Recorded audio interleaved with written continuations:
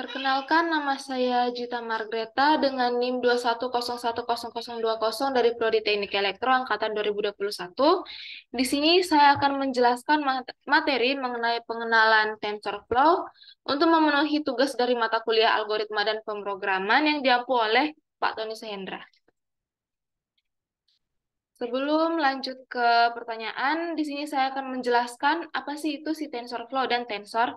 TensorFlow adalah pustaka perangkat lunak sumber terbuka dan gratis untuk mempelajari machine learning. Sedangkan definisi dari tensor yaitu objek matematika dan generalisasi dari skalar, vektor, dan matriks. Tensor dapat dipresentasikan sebagai array multidimensi. Tensor peringkat 0 adalah skalar, vektor atau array adalah tensor peringkat 1, sedangkan matriks adalah tensor peringkat 2. Singkatnya, tensor dapat dianggap sebagai array n dimensi. Next. Pertanyaan selanjutnya yaitu apa sih hubungan si tensor dengan vektor maupun matriks? Jadi dapat kita lihat di slide sebelumnya ini ya. Kalau si tensor ada hubungannya dengan vektor dan matriks. Hubungannya apa sih? Hubungannya yaitu si vektor ini kan menunjukkan arah, sedangkan matriks adalah dimensi. Jadi dapat dilihat dalam suatu bidang ini terdapat beberapa vektor dan bisa direpresentasikan dalam bentuk matriks, yaitu ini. Next, pertanyaan selanjutnya yaitu bagaimana menjalankan Google Colab dan mengecek apakah library dari TensorFlow ini sudah terinstall di Google Colab kita. Caranya yaitu kita bisa buka Google atau browser yang lainnya, kita klik Google Colab, lalu pilih option yang paling atas. Maka akan menampilkan laman seperti berikut. Di sini kita bisa langsung saja membuat notebook baru, atau kita bisa buat notebooknya itu di Google Drive dan di GitHub. Namun di sini saya akan memilih untuk membuat notebook baru di Google Drive. Kita klik notebook baru. Kita tunggu sebentar. Nah, maka akan ditampilkan laman seperti berikut. Sebelum kita memulai, pertama-tama kita harus menghubungkan dulu, connecting. Kita tunggu lagi sebentar untuk menghubungkannya.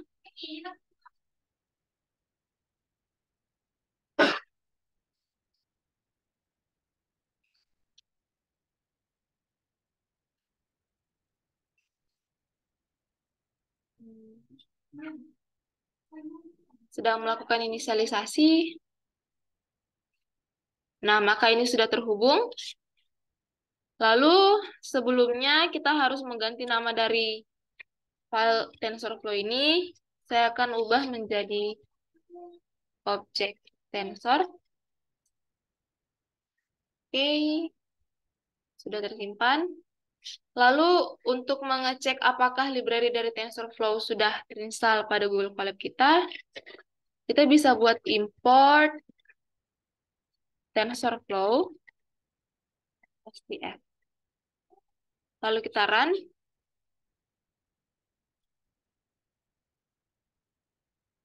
Nah, jika sudah terlihat checklist seperti ini, maka si library dari si TensorFlow-nya ini sudah terinstall pada Google Colab. Lalu, jika kita ingin mengetahui versi dari TensorFlow kita ini, kita bisa buat print tf._version_.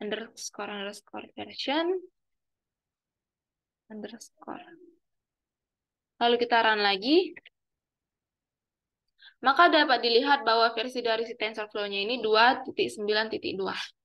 Kita lanjut ke pertanyaan berikutnya. Bagaimana cara membuat objek tensor dan bagaimana cara membuat variabel dengan objek tensor bertipe data string? Ini kita balik ke halaman ini. Sebenarnya di sini dapat kita lihat bahwa objek tensornya sudah dibuat saat kita mengimport library dari si TensorFlow. Jadi objek tensornya itu yaitu STF. CTF ini bisa kita ganti dengan kata lain, contoh tensor, atau yang lainnya bebas. Namun biasanya, umumnya itu menggunakan TF. Lalu untuk membuat variabel dengan objek tensor string, kita bisa buat kode baru dan membuat variabel yang baru. Misal saya ingin membuat nama, lalu memasukkan fungsi dari si TensorFlow-nya ini. Karena di sini kita menggunakan objek tensornya TF, kita buat TF dot fungsi dari TensorFlow yaitu konstan. Di sini saya akan memasukkan nama saya Juwita Margareta. Lalu kita run. Kita tunggu sampai selesai. Nah, jika sudah terlihat checklist seperti ini, maka si variabel ini sudah diisi dengan si objek tensor dengan bertipe data string. Kita lanjut pertanyaan berikutnya. Perbedaan penggunaan type dan print pada Python dan TensorFlow, lalu bagaimana print nilai objek pada tensor. Di sini saya akan mempresentasikannya menggunakan aplikasi Python langsung. Pada aplikasi Python, ini dia, type dan print itu gunanya di sini. Print yaitu ia akan mengeluarkan langsung nilai dari variabel yang saya simpan. Di sini saya membuat variabel nama dengan nilai Juwita Margareta. Lalu saya print nama, maka akan mengeluarkan nama saya sendiri, yaitu Juwita Margareta. Sedangkan pada TensorFlow, kita bisa buat kode baru untuk lalu bisa print variabel nama, lalu di run, maka yang keluar yaitu seperti ini. Kenapa di sini dia tidak keluar namanya langsung seperti Python tadi? Karena si nama ini kita simpan dengan bentuk objek tensor. Maka dia masih menggunakan bentuk objek tensor. Namun bisa kita lihat bahwa di sini tepat ia mengeluarkan nilai dengan isi Juwita Margareta, lalu shape dan tipe datanya yaitu dapat dilihat string. Lalu untuk type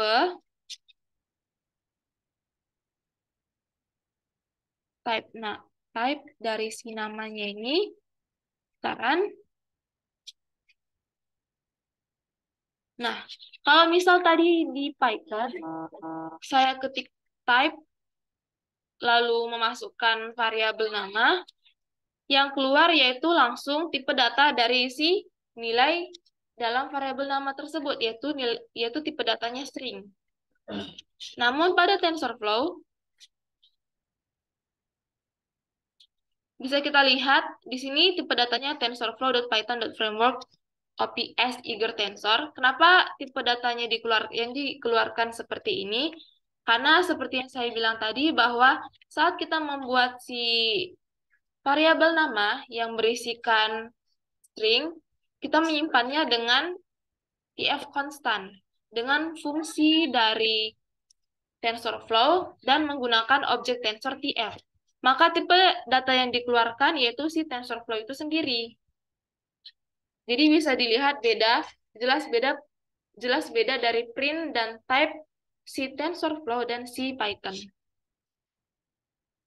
Lalu pertanyaan selanjutnya, bagaimana print nilai objek dari tensor? Ini print objek dari tensor sudah, yang dikeluarkan yaitu nama. Namun dalam bentuk objek tensor. Kita lanjut ke pertanyaan selanjutnya.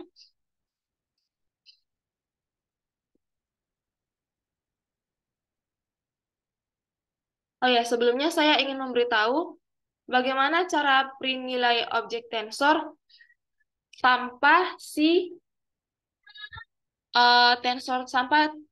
objek tensornya ini. Jadi output yang dihasilkan hanya berupa nilai. Caranya yaitu kita buat kode baru. Sini. Di sini kita bisa buat tf.print.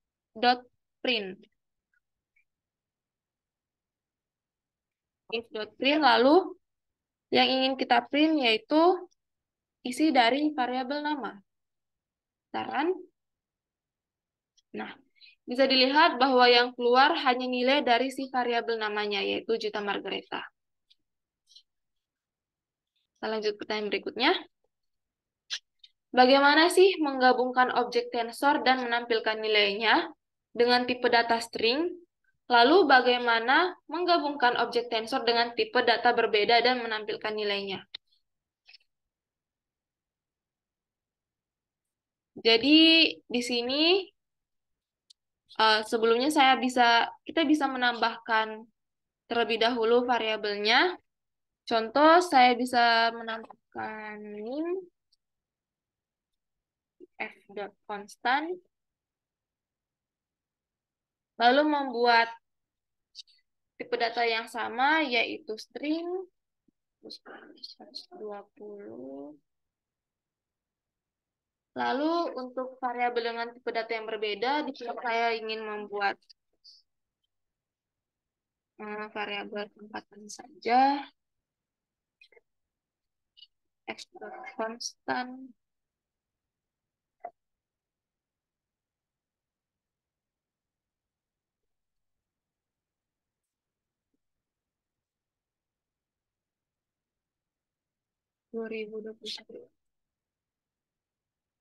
Nah, ini merupakan tipe data bentuk integer.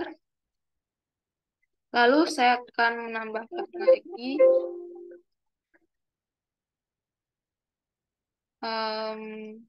variabel nilai df.constant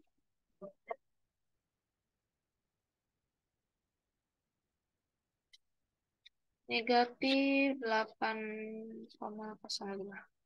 Nah, ini merupakan variabel bertipe data float. Lalu, cara untuk menggabungkan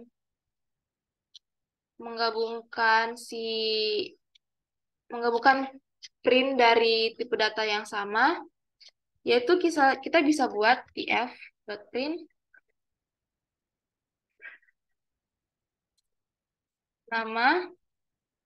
Karena di sini kita ingin menggabungkan tipe data yang sama, yaitu string, kita bisa menggunakan plus.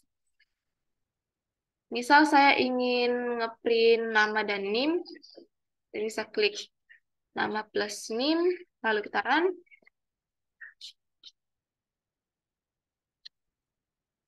Nah, sebentar.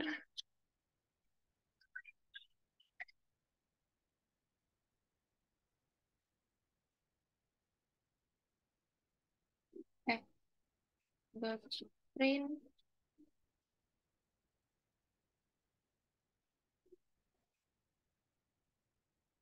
nama plus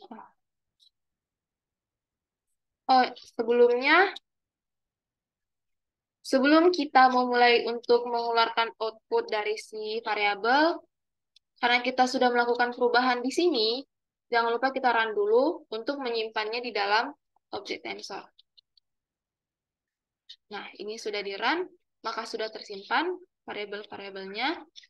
Kita lanjut saja nama plus run. Nah, bisa kita lihat bahwa output yang dihasilkan yaitu isi dari nilai dari variabel nama dan nim, yaitu untuk nama Juta Margareta dan untuk nim 2, 10, 10, 120. Di sini kita bisa buat spasi ya, supaya lebih rapi. Nah, ini dia bentuk akhir outputnya. Nah, itu dia cara untuk menggabungkan dengan tipe data yang sama, yaitu tipe data string. Lalu, bagaimana sih cara menggabungkan objek tensor dengan tipe data yang berbeda? Lalu menampilkan nilainya. Kita bisa buat tf.print lagi.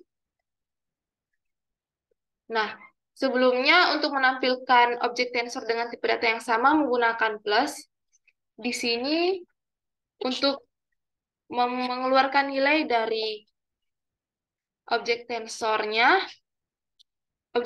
dengan tipe data yang berbeda, kita bisa menggunakan koma. Saya akan menggunakan variabel nama dan angkatan. Nama, koma, angkatan, lalu di run. Nah, bisa kita lihat bahwa output yang dihasilkan yaitu nama dan angkatan, di mana nama yaitu Gita Margareta dan angkatannya 2021. Namun di sini kenapa sih dia menggunakan tanda kutip 2? Yaitu karena si nama ini bertipe data string, maka dikeluarkan dengan petik 2. Lalu kita bisa coba lagi menggunakan NIM, misal NIM dan angkatan, kita running. Nah, meskipun di sini sama-sama angka, namun akan menghasilkan output yang sesuai, yaitu NIM dan angkatan, dengan NIM bertipe data string dan angkatan tadi itu bertipe data integer. Lalu kita bisa coba lagi, ganti dengan nilai.